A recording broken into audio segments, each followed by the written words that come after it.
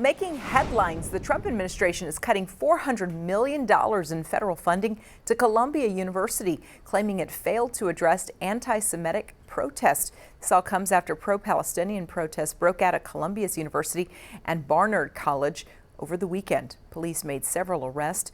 The Trump administration announcing that it will withhold federal funding, saying that the school has not protected Jewish students.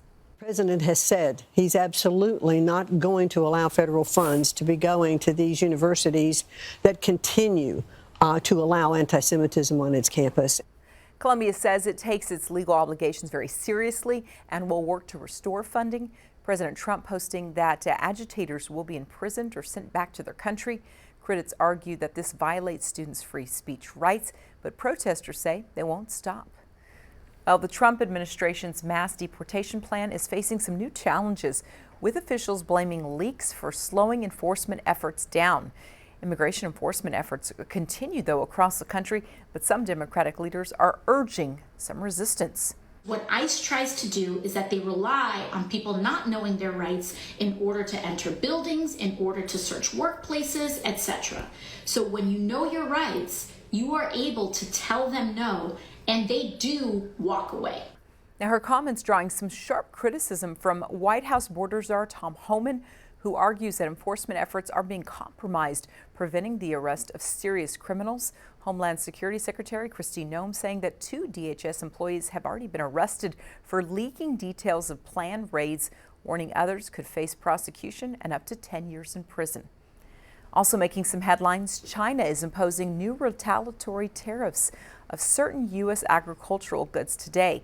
President Donald Trump saying that his trade policies will make the U.S. richer in their end, but his administration is starting to acknowledge the potential for at least some shorter-term pain for Americans.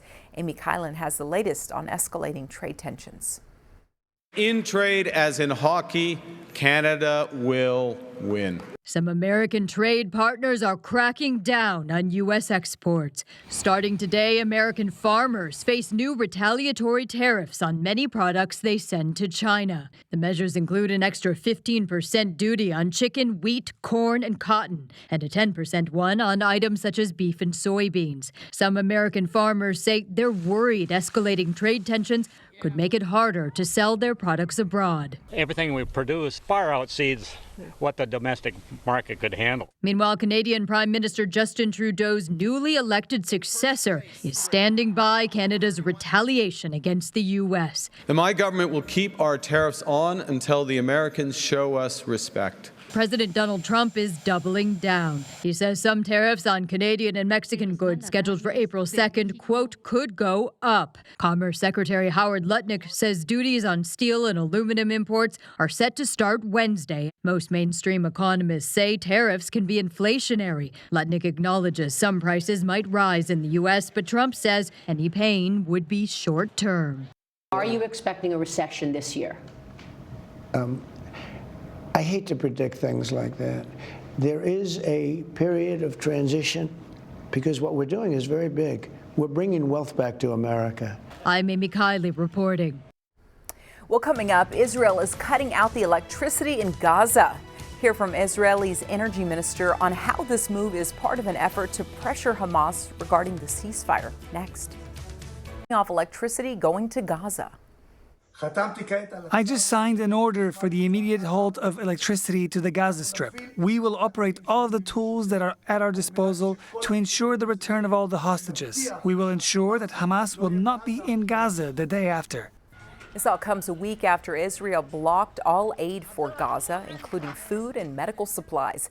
It's all part of Israel's effort to pressure Hamas into accepting an extension of the ceasefire deal. First phase, which ended last month. Now in it, Hamas would release half the remaining hostages. Well, chaos continuing to unfold in Syria as the country's new government struggles to contain revenge attacks, according to Syrian's Observatory for Human Rights in Britain. More than 1,000 people have been killed over the past couple days. They were reportedly killed by a group of Sunni Muslims still angered over the old Assad regime. Well, North Korea unveiling for the first time a nuclear power submarine under construction. Experts warn the photo op suggesting the Marine is capable of carrying out nuclear weapons. carrying nuclear weapons. It comes ahead of the U.S. and South Korean annual joint military drills Monday.